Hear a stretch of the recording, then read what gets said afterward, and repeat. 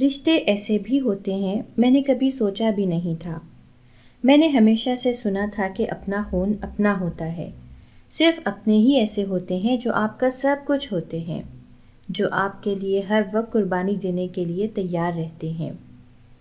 ایسے رشتے جو بغیر کسی مطلب کے آپ کے دکھ سکھ، غم اور خوشی میں شریک ہوتے ہیں، یہی آپ کے اپنے ہوتے ہیں۔ اس لیے اپنوں کے ساتھ ہمیشہ مخلص رہنا چاہیے۔ اپنے ہی ہوتے ہیں جو ہر موڑ پر آپ کے کام آتے ہیں۔ میں اکثر اماں سے اس طرح کی باتیں سنتی تھی۔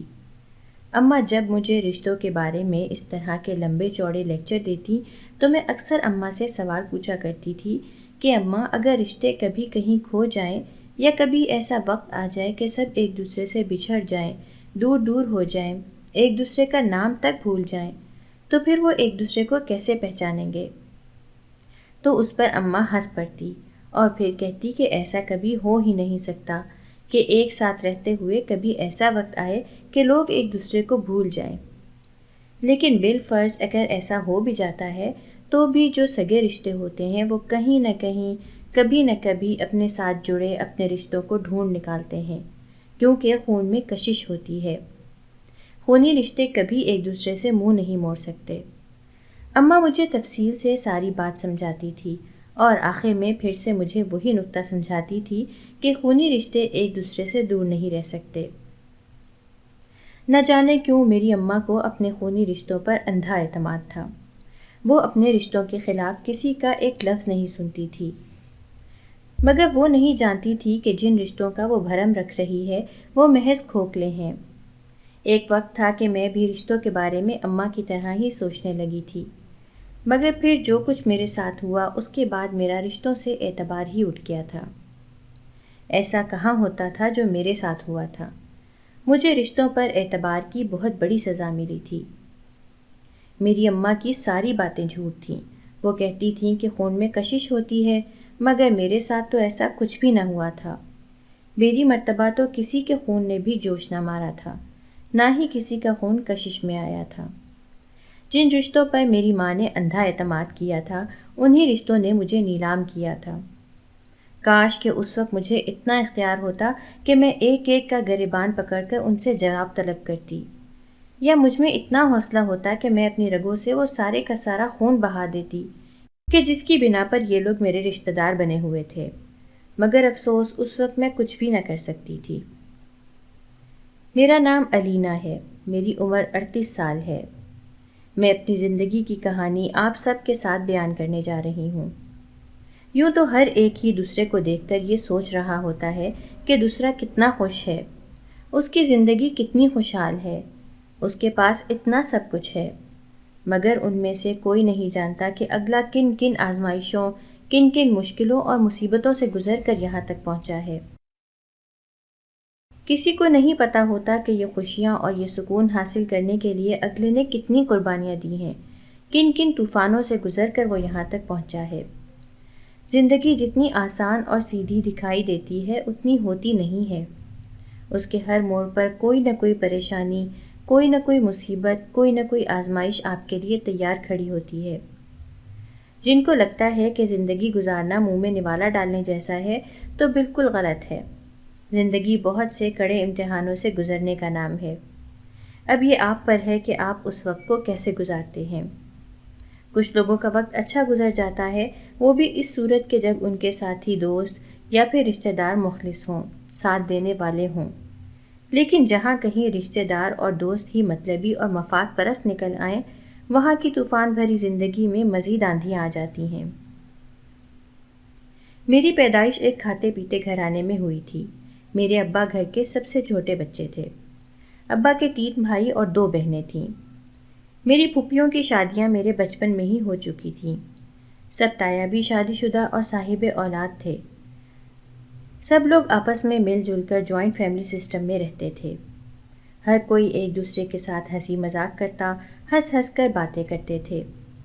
پورے گھر کا ماحول خوشگوار ہوتا تھا، لیکن صرف تب تک جب تک میرے ابا گھر پر نہیں ہوتے تھے۔ میرے ابا کو دیکھتے ہی نہ جانے کیوں سب کے چہرے ایسے ہو جاتے جیسے ان کو کسی نے کڑوے کریلے چبوا دیے ہوں۔ وہ سب کے سب آنکھیں ماتھے پر رکھ لیا کرتے تھے۔ کوئی بھی میرے ابا سے سیدھے منہ بات نہ کیا کرتا تھا۔ مجھے یہ سب دیکھ کر بہت برا لگتا تھا، لیکن مجھے سمجھ نہ آتی تھی کہ یہ سب لوگ ایسا کیوں کر رہے ہیں۔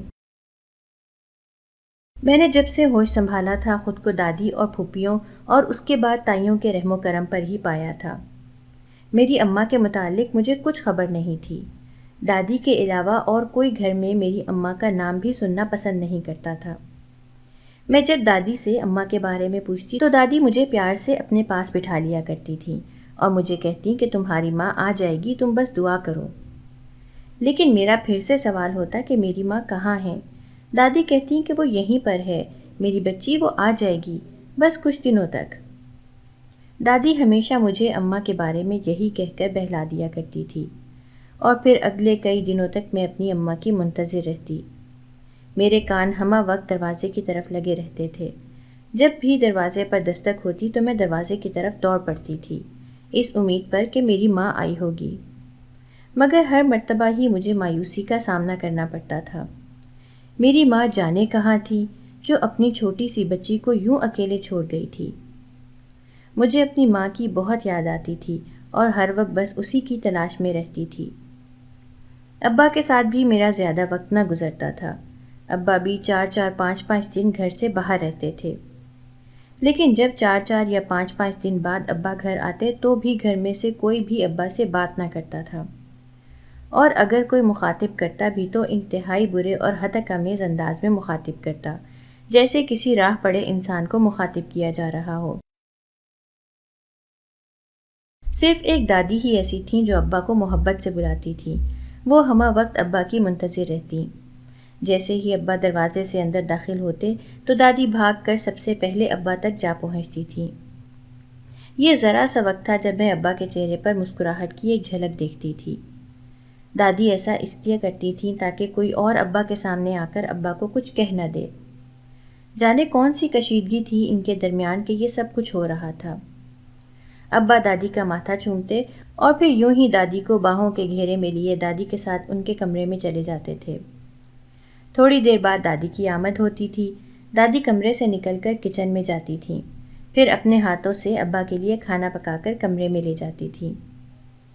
کئی مرتبہ میں نے دیکھا بھی تھا کہ ابا دادی کے ہاتھوں ہی کھانا کھا رہے ہوتے تھے۔ انہیں دیکھ کر مجھے اپنی ماں کا خیال آ جاتا تھا۔ آج میری ماں ہوتی تو وہ بھی مجھے یوں ہی اپنے ہاتھوں سے نوالے بنا بنا کر کھلاتی۔ میرا بھی دل کرتا تھا کہ میں ابا کے پاس جاؤں اور ان کے ساتھ رہوں، ان کے ساتھ وقت گزاروں اور اپنے نخرے اٹھواؤں، مگر یہ سب تب ہوتا نا جب میں ابا کے پاس جاتی۔ میری پھوپھیاں اور تائیاں مجھے ابا کے پاس بھی نہ جانے دیتی تھیں۔ جب بھی میں ابا کے پاس جانے کی ضد کرتی تو وہ مجھے جھڑک دیتی تھیں اور مجھے کہتی تھیں کہ کیا ہے، اس کے پاس کیوں جانا ہے، ہم سب ہیں تو تمہارے پاس، پھر تمہیں ابا کی ضرورت کیوں پڑ گئی؟ تمہارا باپ اتنا اچھا ہوتا یا اسے تمہارا اتنا خیال ہوتا تو وہ ہماری بات مان لیتا، یوں ہمارے منہوں پر کالک نہ ملتا، اس لیے چپ چاپ ایک جگہ ٹک کر بیٹھ جاؤ۔ جانا ہے اس کو باپ کے پاس، اسے تم سے محبت ہوئی نا تو خود آئے گا تمہارے پاس، زیادہ اس کے آگے پیچھے پھرنے کی ضرورت نہیں ہے۔ ان کی باتیں میرے سر کے اوپر سے گزر جایا کرتی تھیں۔ نہ جانے ابا نے ان کی ایسی کون سی بات نہیں مانی تھی کہ جس کی وجہ سے یہ لوگ مجھے باپ کے پاس بھی نہ جانے دیتے تھے۔ میں پھر سے دادی کو گھیر لیتی تھی۔ دادی، ابا مجھے پیار نہیں کرتے کیا؟ دادی کہتی نہیں میری بچی، وہ تم سے بہت پیار کرتا ہے۔ میں کہتی کہ اگر پیار کرتے ہیں تو میرے پاس کیوں نہیں آتے، نہ مجھے اسکول لے کر جاتے ہیں، نہ میرے لیے کوئی چیز لاتے ہیں، نہ ہی مجھے گود میں اٹھاتے ہیں، یہ کیسا پیار ہے؟ دادی، ابا تو میرے طرف دیکھتے ہی نہیں۔ میں شدید احساس کمتری کا شکار ہو جایا کرتی تھی۔ اس پر دادی مجھے کہتی کہ ایسا کچھ نہیں ہے میری بچی، بس وہ ذرا مصروف ہوتا ہے، اس لیے تمہیں وقت نہیں دے پاتا، لیکن تم فکر نہ کرو، اس مرتبہ وہ جب آئے گا تو میں اس کے کان کھینچوں گی۔ اسی کے 2 دن بعد جب میں اداس بیٹھی تھی تو دادی مجھے اپنے کمرے میں لے کے گئی اور مجھے بیڈ پر بٹھا کر میرا ہاتھ چومنے لگی۔ میں نے دادی سے کہا کہ دادی کیا ہوا؟ تو اس پر وہ اپنا منہ میرے کان کے قریب لے آئی اور سرگوشیانہ آواز میں مجھے کہنے لگی، تمہارے ننھے ہاتھوں کی مانگی گئی دعائیں قبول ہو گئی ہیں، بہت جلد تمہارا باپ اور تمہاری ماں دونوں تمہارے پاس ہوں گے، تمہارے ساتھ ہوں گے، پھر وہ ہمیشہ تمہارے ساتھ رہیں گے، تمہیں اسکول بھی لے کر جائیں گے اور تمہارے لیے چیزیں بھی لے کر آئیں گے۔ پھر تمہارے ساتھ کھیلیں گے بھی۔ دادی کی بات سن کر میں خوشی سے اچھل پڑی تھی۔ سچی دادی؟ دادی نے کہا ہاں بالکل سچی، لیکن میری بات سنو۔ اتنا کہہ کر دادی مجھ سے رازدارانہ انداز میں گویا ہوئی تھی، تم نے ابھی اس بات کا ذکر کسی سے نہیں کرنا، کوئی پوچھے بھی تو کسی کو کچھ نہیں بتانا، ٹھیک ہے نا؟ میں نے دادی کی بات کچھ سمجھتے اور کچھ نہ سمجھی میں سر ہلا دیا تھا۔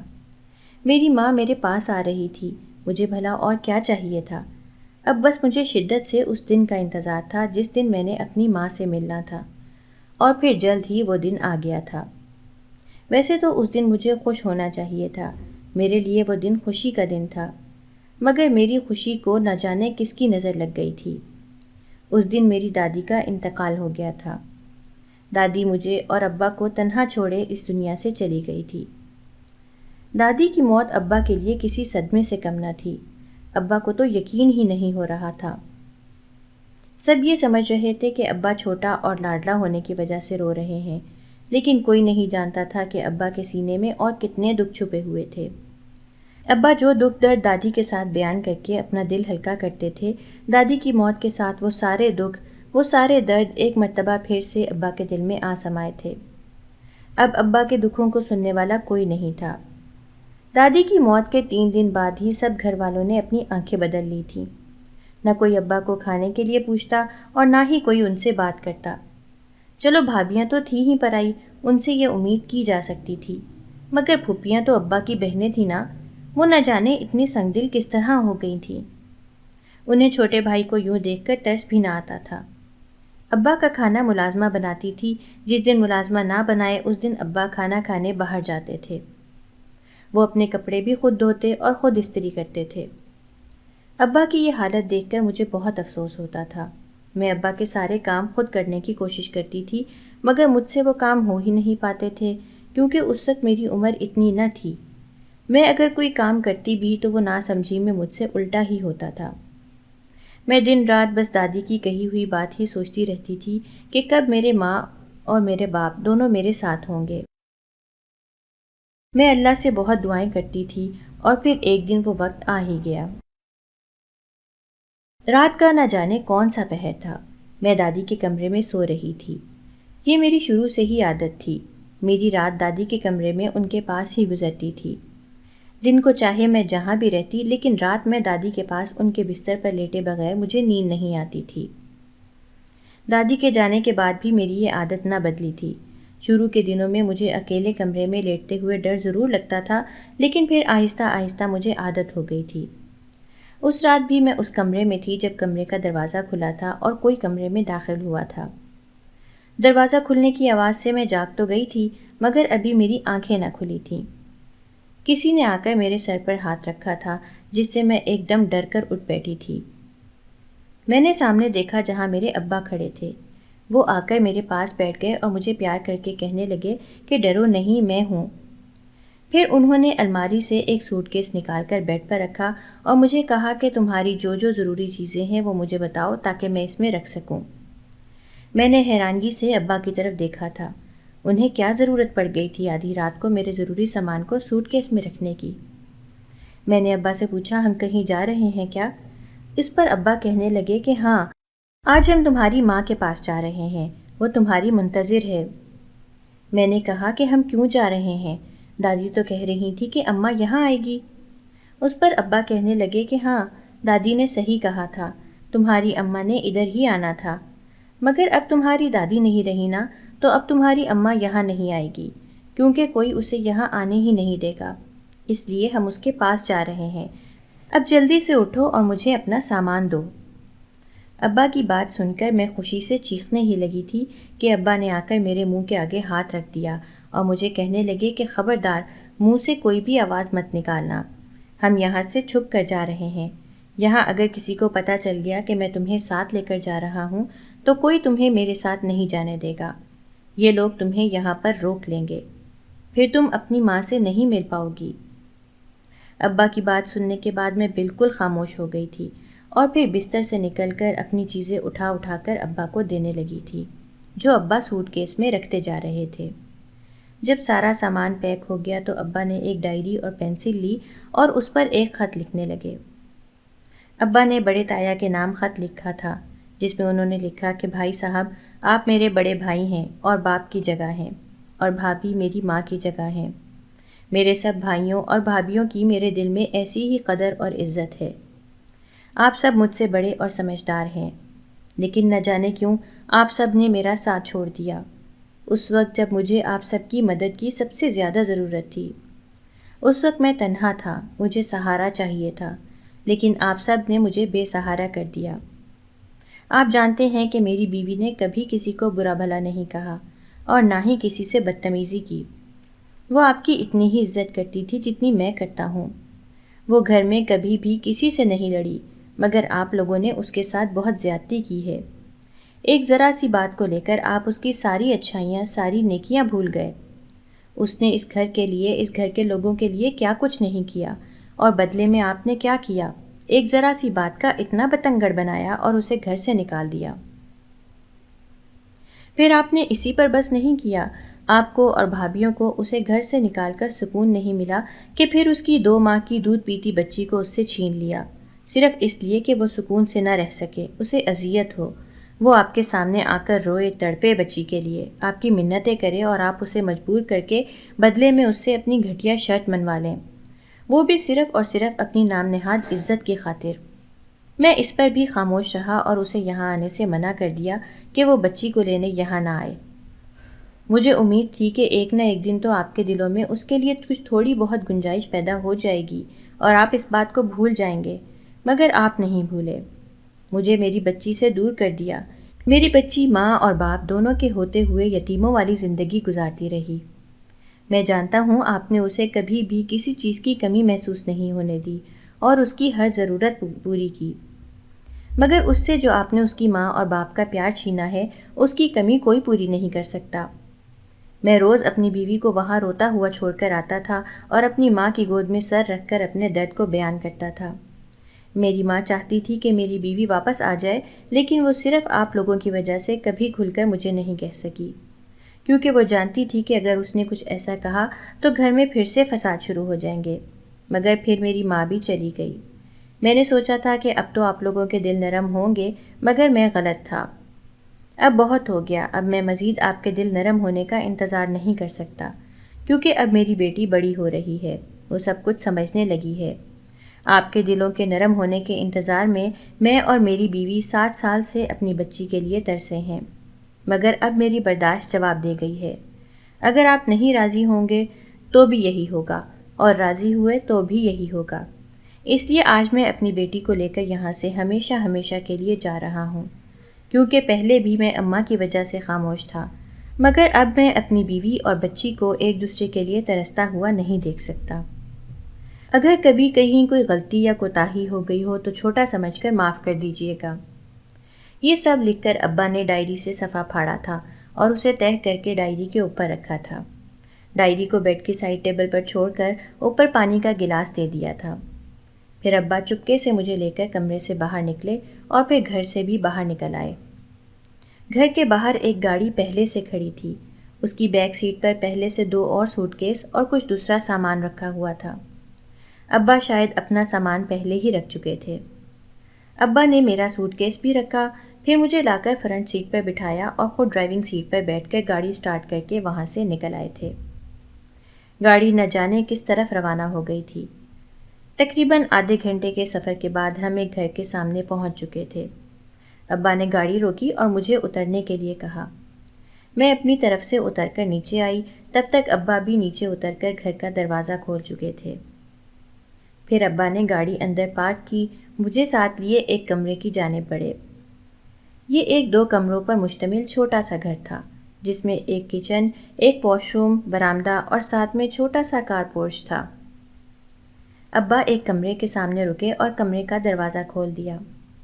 کمرے میں مکمل اندھیرا چھایا ہوا تھا۔ ابا نے ٹٹول کر سوئچ بورڈ آن کیا تھا۔ اگلے ہی لمحے پورا کمرہ روشنیوں میں نہا گیا تھا، جس سے بیڈ پر سوئے ہوئے وجود میں ہلچل ہوئی تھی۔ وہ آنکھیں ملتی اٹھ بیٹھی تھی۔ وہ ابا سے کچھ کہنے ہی لگی تھی کہ جب اس کی نظر مجھ پر پڑی۔ اگلے ہی لمحے وہ ایک دم سے بیڈ سے اترتی میرے سامنے گھٹنوں کے بل آن بیٹھی تھی اور مجھے دیوانہ وار چومنے لگی تھی۔ ساتھ میں وہ بے تحاشا رونے بھی لگی تھی۔ مجھے یہ بات سمجھنے میں دیر نہ لگی کہ یہی عورت جو میرے سامنے بیٹھی مجھے چوم رہی تھی اور رو رہی تھی، یہی میری ماں تھی۔ میں نے اس بات کو کنفرم کرنے کے لیے ابا کی طرف دیکھا تھا۔ ابا نے سر اس بات میں ہلا کر میرے اندازے پر یقین کی مہر ثابت کر لی تھی، جس کے بعد میرا ریئیکشن بھی دیکھنے والا تھا۔ میں اپنی ماں کے ساتھ چپک گئی تھی۔ 7 سال سے مجھے جس خوشبو کی تلاش تھی، وہ خوشبو ماں کی گود میں آتے ہی مجھے مل گئی تھی۔ میری ماں کا تو مجھ سے جی ہی نہیں بھر رہا تھا۔ روتے روتے اس کے آنسو خشک ہو چکے تھے۔ ابا نے بڑی مشکل سے اسے سنبھالا تھا۔ پھر وہ ابا سے کہنے لگی کہ یہ سب آپ نے کیسے کیا؟ گھر میں کسی نے آپ کو کچھ کہا نہیں؟ میں تو سمجھی تھی کہ اپنی زندگی میں دوبارہ کبھی اپنی بیٹی کو نہیں دیکھ پاؤں گی، مگر خدا کا لاکھ لاکھ شکر ہے کہ اس نے میری ممتا کو قرار دیا۔ اس پر ابا نے اماں کو یہاں تک آنے کی ساری بازگشت سنا دی تھی، جس کے بعد اماں کے چہرے پر ایک سایہ سا لہرایا تھا۔ وہ ابا سے کہنے لگی کہ ایسا کیوں کیا آپ نے؟ ایسے تو انہیں اور غصہ آئے گا، کہیں وہ کچھ کر ہی نہ دیں۔ اس پر ابا کہنے لگے کہ پریشان ہونے کی ضرورت نہیں ہے، اب ہم اپنی بیٹی کے پاس ہیں، اب کسی سے ڈرنے کی ضرورت نہیں، اور ویسے بھی وہ کچھ تب کریں گے جب انہیں ہمارے بارے میں علم ہوگا یا ہمارے ٹھکانے کا معلوم ہوگا۔ میرے، تمہارے اور تمہاری آپا کے علاوہ کسی کو بھی اس جگہ کے بارے میں علم نہیں ہے، اس لیے تم بے فکر رہو، کوئی بھی اب ہمیں الگ نہیں کر سکتا، ہم ہمیشہ اب ساتھ رہیں گے۔ میری بچی بھی ہمارے لیے بہت ترسی ہے، اب ہمارا سارا کا سارا وقت بس اسی کے نام ہوگا۔ ابا کی بات سن کر اماں نے انشاءاللہ کہا تھا اور مسکرا کر مجھے گود میں اٹھا لیا تھا۔ پھر وہ مجھے اپنے ساتھ بیڈ پر لے آئی تھی اور مجھے گود میں لٹا کر میرے بالوں میں انگلیاں پھیرنے لگی تھی۔ مجھے بہت سکون ملا تھا۔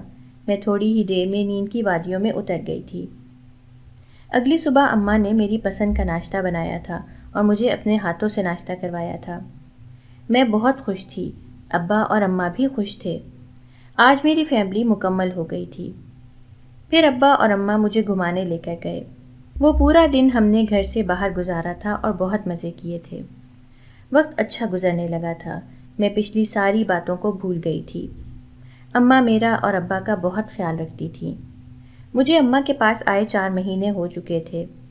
یوں ہی ایک دن شام کا وقت تھا جب ابا کام سے واپس لوٹ کر آئے اور اماں سے کہنے لگے کہ انہوں نے ذاتی گھر خرید لیا ہے، جلد ہی ہم سب اس میں منتقل ہو جائیں گے۔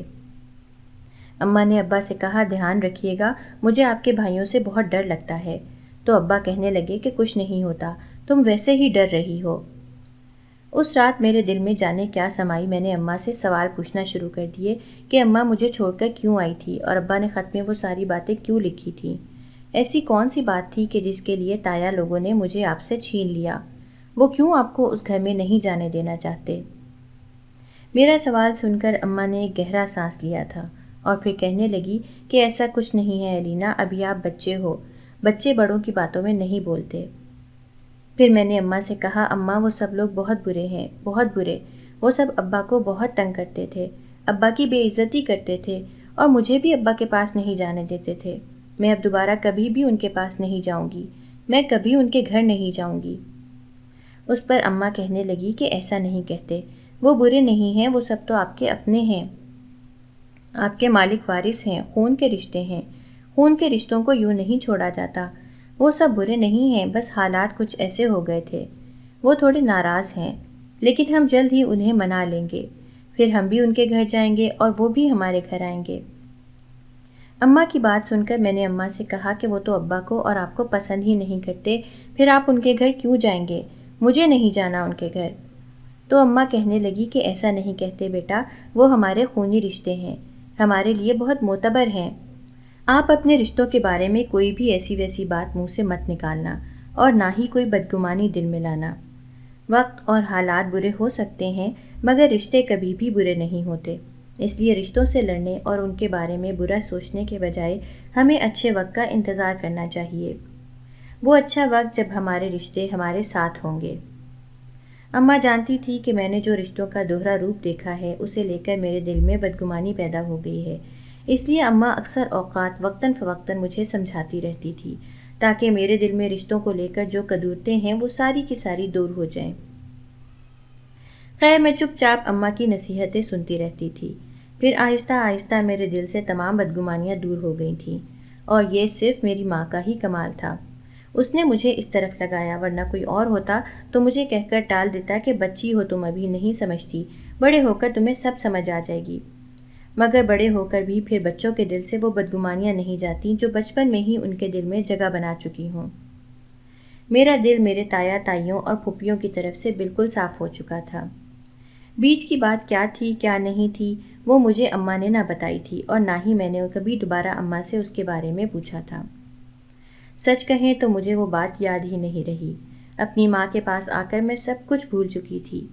ماں کا پیار ہی میرے لیے ایسا تھا کہ میں اس میں گم سی ہو جاتی تھی۔ ماں کے ملنے کے بعد میری تڑپتی ہوئی روح کو سکون مل گیا تھا۔ اماں نے مجھے ایک اچھے اسکول میں داخل کروا دیا تھا۔ تایا کے گھر رہتے ہوئے بھی میں اسکول جاتی رہی تھی۔ اسکول میں میرا ٹیسٹ لیا گیا تھا اور پھر مجھے دوسری جماعت میں بٹھا دیا گیا تھا، کیونکہ ٹیسٹ میں میرے پورے نمبر آئے تھے۔ وقت پر لگا کر اڑ گیا اور میں پورے 10 سال کی ہو گئی۔ اس دن میں بہت خوش تھی، کیونکہ ابا نے کہا تھا کہ آج ہم اپنے نئے گھر میں شفٹ ہونے والے تھے۔ ان 3 سالوں کے دوران میں اور اماں کئی مرتبہ ابا کو کہہ چکے تھے کہ ہمیں جا کر ایک مرتبہ گھر دکھا کر آئیں، مگر ابا نہیں مانے تھے۔ ابا کا کہنا تھا کہ ابھی وہ گھر میں کچھ چینجنگ وغیرہ کروا رہے ہیں، جب سارا کام مکمل ہو جائے گا تب ایک ہی مرتبہ ہمیں سامان کے ساتھ وہاں لے کر جائیں گے، کیونکہ وہ گھر ابا نے ہمارے لیے سرپرائز کے طور پر خریدا تھا۔ اس لیے ان کا کہنا تھا کہ اگر ہم لوگ پہلے ہی وہاں جا کر گھر دیکھائے تو سارا سرپرائز خراب ہو جائے گا، اس لیے وہ ہمیں وہاں نہ لے کر جاتے تھے۔ پھر اماں نے بھی کہہ دیا تھا کہ چلو انتظار ہی کر لیتے ہیں، ویسے بھی صبر کا پھل میٹھا ہوتا ہے۔ یوں ہی انتظار کرتے کرتے ہمیں 3 سال گزر گئے تھے، اور آج فائنلی وہ دن آ گیا تھا جب ابا ہم دونوں کو سرپرائز دینے والے تھے۔ لیکن میری بدقسمتی تھی کہ اسی دن میرا پیپر تھا۔ پیپر سالانہ تھا، اس لیے اسے بھی مس نہیں کر سکتی تھی۔ ابا نے کہا کہ چلو تمہارے امتحانات کے بعد شفٹنگ کر لیں گے، مگر میں نے انکار کر دیا کیونکہ مجھے نئے گھر میں جانے کی جلدی تھی۔ میں نے ابا سے کہا کہ میں جب تک پیپر دیتی ہوں تب تک آپ اور اماں وہاں سامان کی شفٹنگ کر لیں، پھر آ کر مجھے لے جائیے گا۔ ابا نے ایسا ہی کیا۔ صبح انہوں نے مجھے اسکول چھوڑا، پھر وہ دونوں نئے گھر چلے گئے تھے۔ میں نے جلدی جلدی پیپر حل کیا تھا کہ جب تک ابا آئیں گے تب تک میں فارغ ہو جاؤں۔ میں ابا کا انتظار کرنے لگی تھی۔ جوں جوں وقت گزرتا جا رہا تھا ویسے ویسے میرا انتظار بھی طویل ہوتا جا رہا تھا۔ مجھے پیپر دیے 2 گھنٹے گزر چکے تھے، مگر ابھی تک ابا نہ آئے تھے۔ اب تو باقی بچے بھی پیپر دے کر اپنے اپنے گھروں کو جانے لگے تھے، لیکن میرے ابا مجھے لینے نہ آئے تھے۔ مجھے انتظار کرتے کرتے پورا اسکول خالی ہو گیا تھا۔ اب تو ٹیچرز بھی آ کر مجھے پوچھنے لگی تھی کہ میرے گھر والے اب تک کیوں نہیں آئے۔ میں نے کہا کہ ہم نئے گھر میں شفٹ ہو رہے ہیں، ہو سکتا ہے اس لیے دیر لگ گئی ہو ان کو آنے میں، میں تھوڑا انتظار کر لیتی ہوں، ہو سکتا ہے تھوڑی دیر تک وہ آ جائیں۔ وہ تھوڑی دیر کے اور 2 گھنٹے گزر گئے۔ اسکول کا آدھے سے زیادہ اسٹاف بھی چلا گیا تھا۔ میں اب بیٹھ کر رونے لگی تھی جب ایک ٹیچر آئی اور مجھے اپنے ساتھ اسٹاف روم میں لے گئیں۔ اس نے مجھے جوس اور بسکٹ دیے اور مجھے کہا کہ آپ رو نہیں، بالکل چپ ہو جاؤ اور یہ لنچ کرو، تب تک ہم آپ کے بابا کو کال کرتے ہیں، ان کے آنے تک آپ لنچ ختم کرو۔ ٹیچر کے بہلانے پر میں چپ ہو گئی تھی اور لنچ کرنے لگی تھی، جبکہ وہ ٹیچر رجسٹر سے نمبر نکال کر ابا کو کال کرنے لگی تھی، لیکن ابا کا نمبر ہی بند جا رہا تھا۔ ٹیچر نے بہت مرتبہ ٹرائی کیا مگر ابا کا نمبر نہیں ملا تھا۔ تب ٹیچر دوسری ٹیچر سے کہنے لگیں کہ اب اس کا کیا کریں، اس کے والدین فون نہیں اٹھا رہے، اب اسکول کا ٹائم بھی ختم ہو گیا ہے، جب تک کوئی اسے لینے نہیں آئے گا تب تک ہم بھی گھر نہیں جا سکتی، کیسے رابطہ کریں اس کے گھر والوں سے۔ تبھی دوسری ٹیچر نے کہا کہ اسے ساتھ لے آؤ، رجسٹر پر اس کے گھر کا ایڈریس ہے، اسے اس کے گھر چھوڑ کر ہم اپنے گھر چلی جائیں گی۔ یوں وہ دونوں ٹیچرز مجھے اپنے ساتھ لے کر اس گھر میں آئیں جس گھر میں میں پچھلے 3 سال سے رہ رہی تھی، مگر اس وقت گھر پر تالا لگا ہوا تھا۔ ٹیچر نے ساتھ والے پڑوسیوں سے پوچھا تو پتہ چلا کہ اماں ابا تو 10 بجے کے قریب ہی سارا سامان اٹھا کر نئے گھر میں چلے گئے تھے۔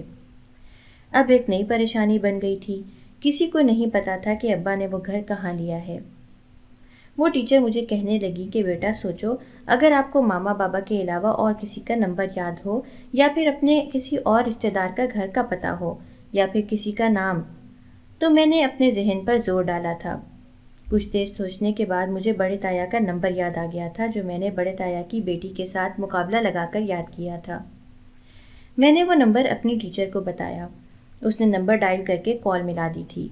تھوڑی ہی دیر بعد کال اٹھا لی گئی تھی۔ تب میری ٹیچر نے تایا کو سب کچھ بتایا اور ایڈریس بتا کر کہا کہ ہم لوگ یہاں پر کھڑے ہیں، آپ آئیں اور اپنی بھتیجی کو یہاں سے لے جائیں۔ تایا نے انہیں کہا کہ آپ وہیں رکیں، میں آدھے گھنٹے تک پہنچتا ہوں۔ اور پھر واقعی آدھے گھنٹے بعد تایا وہاں پہنچ چکے تھے۔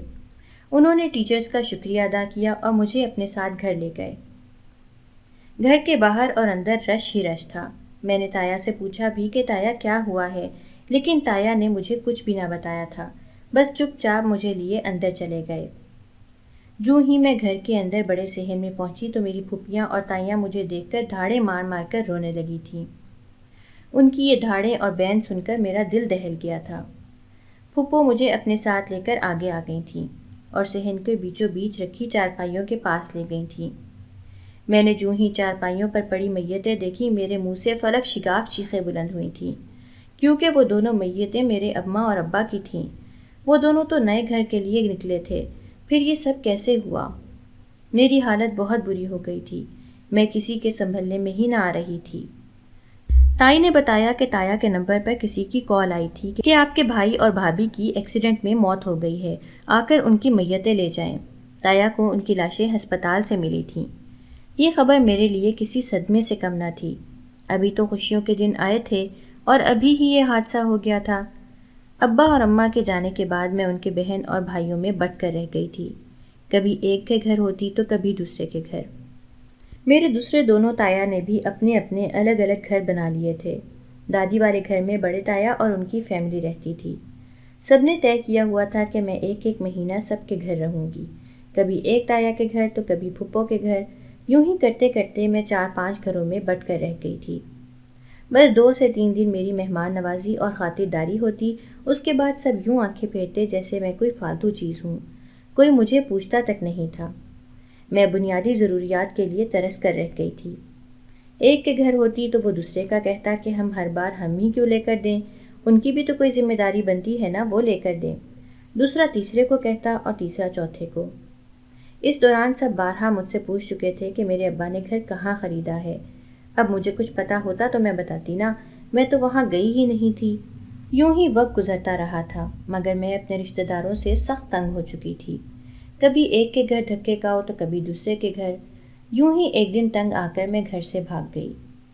دن تو یوں ہی ادھر ادھر پارک وغیرہ میں گھومتے پھرتے گزر گیا، لیکن جیسے ہی شام ہوئی تو مجھے پریشانی ہونے لگی کہ میں اب کہاں جاؤں، کیونکہ گھر میں جانا نہیں چاہتی تھی۔ جانا بھی چاہتی تو کیسے جاتی، گھر کا راستہ تو مجھے بھول ہی گیا تھا۔ یوں ہی چلتے چلتے میں ایک گھر کے سامنے آ کر رکی تھی۔ مارے پیاس کے میرا گلا خشک ہو گیا تھا۔ میں نے سوچا یہاں سے پانی لے کر پی لوں۔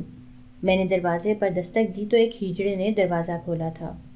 وہ مجھے اندر لے گیا اور مجھے پانی پلایا۔ وہ مجھے چمکتی ہوئی آنکھوں سے دیکھ رہا تھا۔ مجھے اس سے خوف محسوس ہونے لگا۔ مجھے ڈرتا دیکھ کر وہ میرے پاس آیا اور مجھے کہنے لگا کہ ڈرنے کی کوئی بات نہیں ہے الینا، تم رات میں یہاں رک سکتی ہو۔ میں نے اس سے پوچھا کہ تمہیں میرا نام کیسے پتا، تو وہ بات ادھر ادھر کر گیا۔ رات کو اس نے مجھے اپنے پاس سے ایک لباس پہننے کے لیے دیا تھا۔ اگلی صبح جب میں اٹھی تو اس نے میرے لیے ناشتہ تیار کر رکھا تھا۔ ناشتے کے بعد وہ مجھے کہنے لگا کہ گھر جاؤ۔ میں نے کہا کہ مجھے اس گھر میں نہیں جانا، وہاں میری کوئی قدر ہی نہیں ہے۔ تو اس پر وہ کہنے لگا کہ اب تم گھر جاؤ، سب تمہاری قدر کریں گے۔ جانے اس کے لہجے میں ایسا کیا تھا کہ میں اس کی بات مان کر گھر چلی آئی۔ گھر آتے ہی سب نے مجھے ہاتھوں ہاتھ لے لیا تھا، سب میرے آگے پیچھے پھرنے لگے تھے۔ کچھ ہی دیر بعد سارے خاندان والے بڑے تایا کے گھر اکٹھے ہو گئے تھے۔ مجھے کچھ سمجھ نہیں آ رہی تھی کہ اچانک ایک رات میں ایسا کیا ہو گیا ہے کہ یہ سب مجھ پر اتنے مہربان ہوئے جا رہے ہیں۔ میں نے تایا کی بیٹی سے پوچھا کہ یہ سب کیا ہے، تو وہ کہنے لگی کہ مجھے زیادہ تو نہیں پتا، لیکن جو میں نے سنا ہے اس کے مطابق یہ ہے کہ دادی نے اپنی تمام جائیداد اور اس گھر کا وارث جس کو منتخب کرنا تھا، اس کے لیے انہوں نے ایک لباس تیار کیا تھا اور کہا تھا کہ جس کو یہ لباس ملے گا وہی میری جائیداد اور گھر کا مالک ہوگا۔ میں نے کہا کہ پھر؟ تو وہ کہنے لگی پھر یہ کہ اس دن جو لباس پہن کر تم گھر آئی تھی وہی لباس دادی کی جائیداد کے وارث کا تھا۔ مجھے لگتا ہے کہ تم ہی اس گھر کی اور دادی کی پراپرٹی کی مالکن ہو۔ میں حیرت سے اپنے تایا کی بیٹی کی طرف دیکھ رہی تھی۔ میرے کانوں میں ایک دم سے اس ہجڑے کے الفاظ گونجنے لگے تھے، تم گھر جاؤ، آج کے بعد وہ تمہیں کچھ نہیں کریں گے، تمہاری بہت قدر ہوگی، کیونکہ وہ جو چاہتے ہیں آج انہیں مل جائے گا، تم فالتو نہیں رہو گی، تم ہی ہوگی جو ان کی سب سے بڑی ضرورت ہوگی۔ میں ایک دم وہ لباس لے کر گھر سے باہر نکلی تھی اور اس ہجڑے کے گھر کی طرف جانے لگی تھی۔ وہ مجھے گھر پر ہی مل گیا تھا۔ میں اس کے سامنے گئی اور اس سے پوچھا کہ تم کون ہو؟ بتاؤ کیسے جانتے ہو تم میرے بارے میں، اور دادی کا لباس تمہارے پاس کیسے آیا؟ اس پر جو کچھ اس نے مجھے بتایا وہ سن کر میرے پیروں تلے سے زمین نکل گئی۔ وہ ہجڑا اور کوئی نہیں بلکہ میری اماں کا بڑا بھائی یا بہن تھا۔ نانی اماں کی پیدائش پر مر گئی تھی۔ اس کی موت کے بعد اسی ہجڑے نے میری ماں کی پرورش کی تھی۔ پھر اماں ابا کو پسند آ گئی اور اماں ابا کی شادی ہو گئی، لیکن میری پیدائش پر سب کو علم ہو گیا کہ اماں کا بہن یا بھائی ہجڑا ہے۔ بس پھر کیا تھا، اس بات کو تایا لوگوں نے انا کا مسئلہ بنا لیا۔ انہیں لگتا تھا کہ اگر یہ بات کسی کو معلوم ہو گئی تو سب ان پر تھو تھو کریں گے اور ان کی عزت کم ہو جائے گی۔ یوں ذرا سی بات کو لے کر انہوں نے اماں کو گھر سے نکال دیا۔ وقتی طور پر دادی بھی چپ رہی تھیں، مگر بعد میں انہیں احساس ہو گیا تھا کہ اس میں میری اماں کی کوئی غلطی نہیں تھی، بلکہ یہ قدرت ہی کی مرضی تھی۔ تبھی وہ میری ماں کو گھر لے کر جانا چاہتی تھی، مگر تایا، پھوپھیوں اور تائیوں نے ایسا نہ ہونے دیا۔ مرنے سے چند دن پہلے ہی دادی اماں سے ملنے آئی تھی اور اماں کو وہ لباس دے کر بتا گئی تھی کہ میں ان کی وارث ہوں۔ ویسے بھی ابا ان کے چھوٹے بیٹے تھے، ماں باپ کے گھر پر چھوٹے بیٹے کا ہی حق ہوتا ہے، اس لیے دادی نے وہ گھر میرے نام کر دیا تھا۔ ساری کہانی سن کر میں ششدر رہ گئی تھی۔ اسے شک تھا کہ میرے ماں باپ کو میرے تایا لوگوں میں سے ہی کسی نے مروایا تھا، کیونکہ ان لوگوں کو علم ہو چکا تھا کہ دادی انہیں ہی وہ لباس دے کر گئی ہیں۔ وہ سمجھ رہے تھے کہ ساری جائیداد شاید میری ماں کے نام ہے، تبھی انہیں مروا دیا گیا تھا۔ میری طرف کسی کا دھیان ہی نہیں گیا تھا، مگر میں ان کی حقیقت جان کر حیران رہ گئی تھی۔ یہ تھے وہ رشتے جن کی تعریفیں کرتے میری ماں تھکتی نہیں تھی۔ اس سب سے میں نے یہ اندازہ لگایا کہ وقت اور حالات کبھی بھی غلط نہیں ہوتے، غلط لوگ اور رشتہ دار ہی ہوتے ہیں، کیونکہ اگر آپ کے رشتہ دار آپ کے ساتھ مخلص ہوں تو وہ کبھی آپ پر برا وقت آنے ہی نہیں دیتے۔